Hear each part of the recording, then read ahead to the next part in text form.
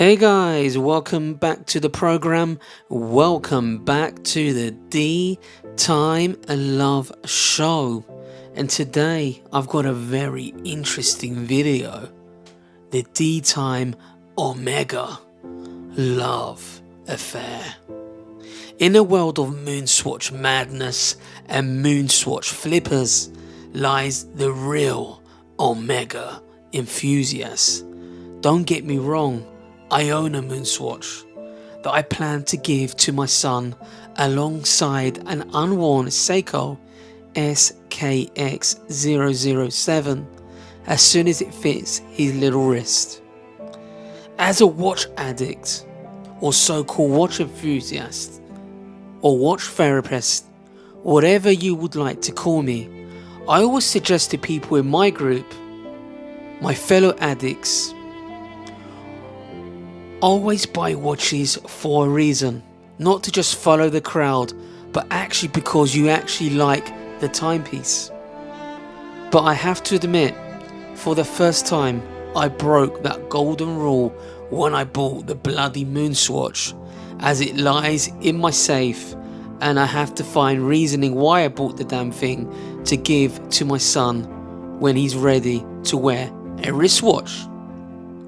As an Omega fanboy, I have owned many Omegas over the years, and one of my favourite Omegas is the Omega Seamaster Electric Blue in 41mm, the automatic version.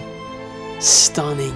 Look at the dial and how it plays with the light. Wow, I love this watch. What a profile, what a stunner. What can I say?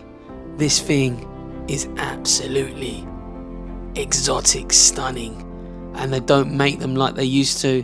That dial, that blue dial, has not been replicated for a while. I also owned a Speedmaster reduced in two-tone. Elegant, classy. Damn, how I regret selling this piece, guys, I have to say. And these were watches that I bought a good, I think 6-7 years ago, when £1,500 to £2,000 sterling would buy you a hell of a lot of watch for the money. Guys, Omega as a brand is a brand that you can be proud to own. Whether it's vintage, from my Omega Seamaster Cosmic Day date, from my latest edition Seamaster, the Seamaster Professional 300 42mm master chronometer METAS certification timepiece, to the Omega Speedmaster, the 1861, the original Moonwatch. I love that Hezolite crystal, gives it that vintage vibe, gives it the true form of the Omega Speedmaster, guys. What a rich history they have. A brand that's been going on since 175 years plus, to the heritage they have when it comes to recording time for sporting activities in Switzerland, to when they took on the Olympics, and to this day Omega have that partnership, to the military watches they produce and partnerships with the British Navy and British military. What can I say, Omega? You are one of my best friends, a true watch friend in my life, a love affair, a family member. These guys make all the difference. The Speedmaster, what can I say? What a history. The Muhammad Ali of chronographs, guys. The Speedmaster. Born in 1957, the Broad Arrow. And in the 60s, the professional Speedmaster Moonwatch was born. And it went on to beat the Rolex Daytona. It won. It was commissioned by Nassa to be worn by astronauts. The first watch on the moon, the first watch in space. Buzz Aldrin, my God. What an achievement.